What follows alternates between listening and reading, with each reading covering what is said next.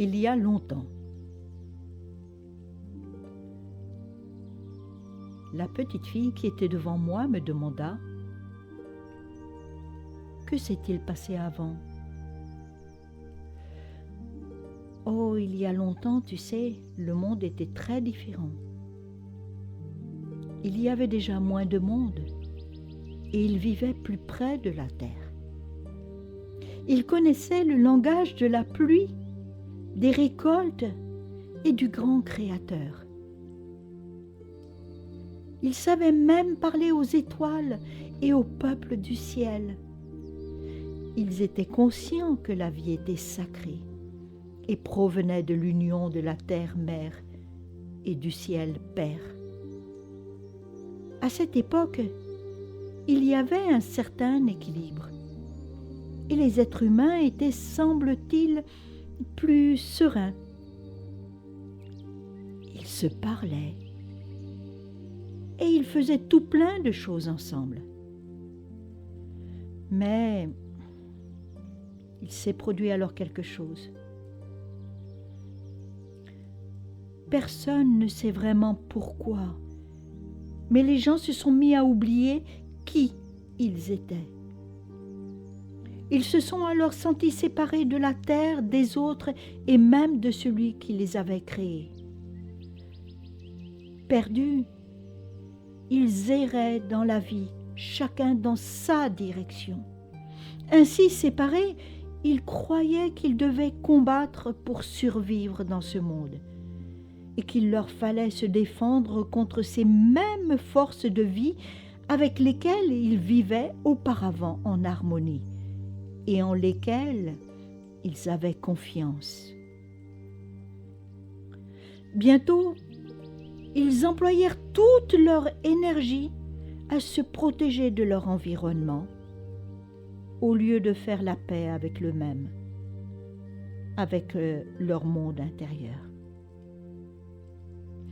Avant, même s'ils avaient oublié qui ils étaient, l'héritage de leurs ancêtres demeurait en eux.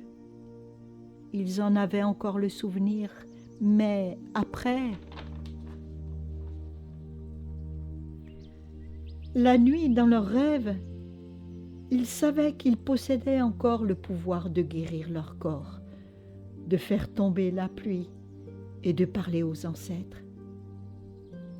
Ils savaient qu'ils pourraient retrouver leur place dans la nature, mais ensuite, tandis qu'ils essayaient de se rappeler qui ils étaient, ils commencèrent à construire à l'extérieur d'eux des choses et des choses qui leur rappelaient qu'ils étaient à l'intérieur. Avec le temps, ils étaient devenus dépendants des machines qu'ils avaient construites pour se guérir, des produits chimiques pour faire pousser leurs récoltes et des réseaux de fils pour communiquer sur de longues distances. Ils oubliaient.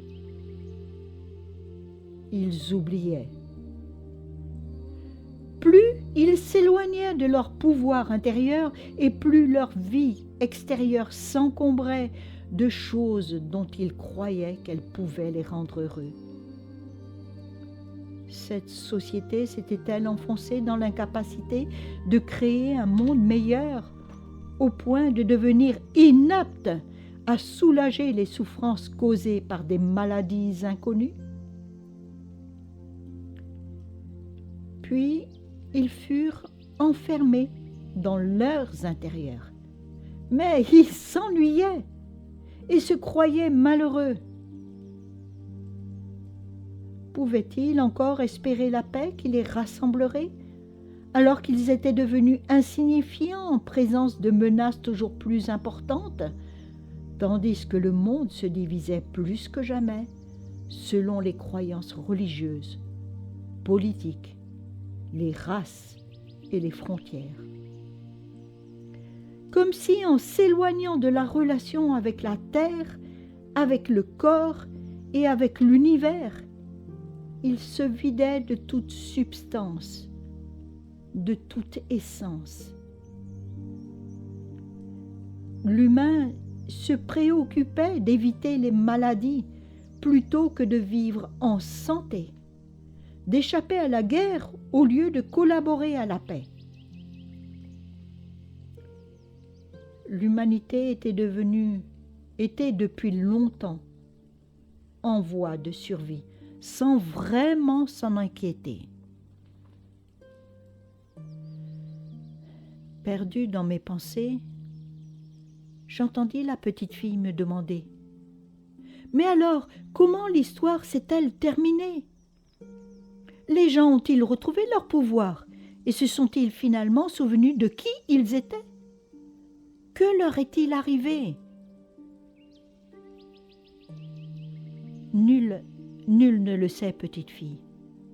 Nul ne le sait, car l'histoire n'est pas finie. Les humains qui se sont perdus, ce sont nos ancêtres, et nous après eux. C'est cette génération, ou peut-être toi, qui écrira la fin de cette histoire.